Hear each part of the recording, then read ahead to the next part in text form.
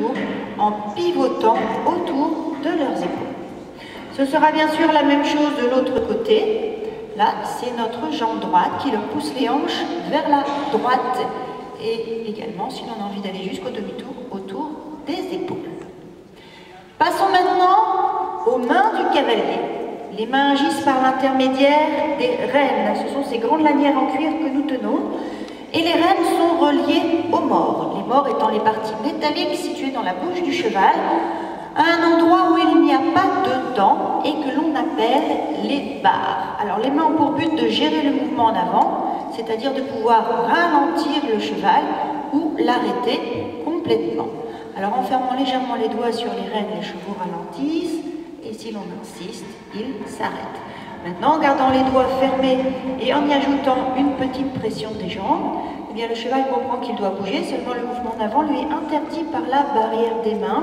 La seule solution sera de reculer.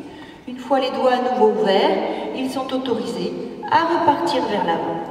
Les mains vont nous servir également à diriger notre cheval. Par exemple, la main droite portée en avant et à droite leur attire le bout du nez, la tête, l'encolure et le reste du corps suit.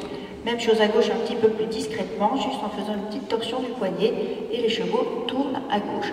Alors cette action s'appelle une reine d'ouverture et c'est le premier effet de reine que l'on apprend à utiliser lorsque l'on commence à monter à cheval ou à poney.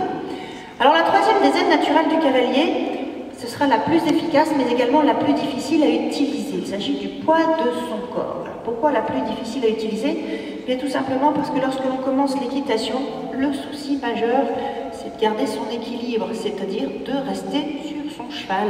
Et ensuite, il faut pouvoir apprendre à disposer à volonté de son équilibre, car il aura des répercussions sur la locomotion et les déplacements de sa monture. Alors nous allons également vous en faire une petite démonstration, c'est-à-dire que sans nous servir de nos mains, en rallongeant les rênes, mais en mettant beaucoup de poids à gauche, en appuyant sur la fesse et sur l'étrier gauche, ils partent à gauche. Même chose de l'autre côté, beaucoup de poids à droite, et ils sont entraînés dans cette direction. Alors là, bien sûr, nous exagérons volontairement toutes ces actions pour qu'elles soient visibles de tous, mais un des buts de l'équitation étant d'utiliser des aides de plus en plus fines et de plus en plus discrètes, les transferts du poids du corps du cavalier sur le dos du cheval, mais également l'utilisation des autres aides devront devenir de plus en plus discrètes pour devenir pratiquement invisibles pour le piéton.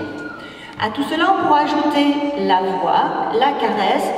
Le cheval est un animal très sensible, il comprendra très bien d'une simple petite tape sur l'encolure d'un mot, d'une intonation, si l'on est satisfait ou non de son travail. Passons maintenant aux aides artificielles. Alors il y a la cravache, cette grande baguette que nous tenons dans les mains, et les éperons. Les éperons, ce sont les petites tiges métalliques accrochées au talon de nos bottes. Ce ne sont pas des instruments de torture, mais des aides de travail qui ont pour but de renforcer et donc d'affiner l'action des aides naturelles. C'est donc en pianotant sur toute cette gamme des aides que nous pratiquons l'équitation. Alors nous allons rester encore un petit instant dans du b.a.-ba et Nathalie va maintenant vous parler des allures du cheval. Oui, tout à fait. Alors les allures, c'est-à-dire la façon dont il se déplace. Alors les chevaux ont trois allures naturelles, vous les connaissez sûrement.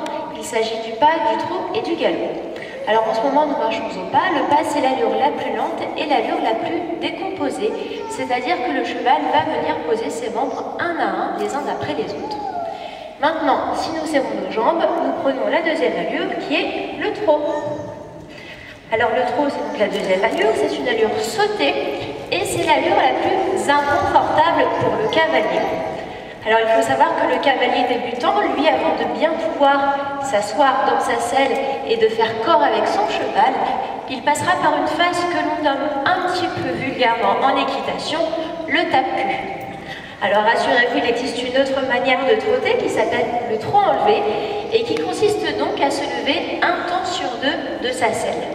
Alors le trot enlevé nous a été apporté par les troupes anglaises à la fin du 19e siècle et avait donc pour but d'économiser le dos du cheval et le fessier du cavalier quand il y avait de longues distances à parcourir.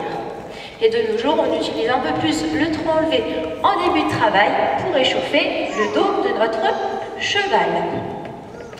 Alors nous allons pouvoir reprendre le trot assis, placer nos aides pour prendre la troisième allure qui est le galop. Alors le galop, c'est l'allure la plus rapide, c'est une allure basculée, ce qui la rend cette fois-ci beaucoup plus confortable. Alors maintenant, observez beaucoup plus les membres de nos chevaux. Et là, vous allez pouvoir vous apercevoir que ce sont autour des deux jambes du côté droit, donc ici du côté interne, de prendre plus d'avance que les deux jambes du côté gauche. On dit alors que le cheval galope sur le pied droit. Alors pour bien faire la différence des deux côtés, nous allons reprendre le trot puis le pas. Oh. Changer de main par un doublé. Alors c'est une figure de manège qui consiste à couper la piste en deux parties égales. Donc on change de sens. Et reprendre cette fois-ci le galop à main gauche de l'autre côté. Et on va placer nos aides pour demander un départ à partir du pas. Voilà. Et donc là, observez, c'est au tour des deux jambes du côté gauche, cette fois-ci, de s'avancer plus que les deux jambes du côté droit. Donc nos chevaux galopent bien sur le bon pied. Alors, pour résumer les allures, nous avons donc le galop qui est l'allure la plus rapide. Ensuite, nous avons le trot qui est l'allure la plus inconfortable. Et enfin, nous avons le pas qui est l'allure la plus lente. Alors voilà un petit peu pour ce qui est du b.a.-ba concernant le cheval lui-même. Je pense que maintenant, Sophie, nous allons pouvoir poursuivre avec du travail un peu plus technique.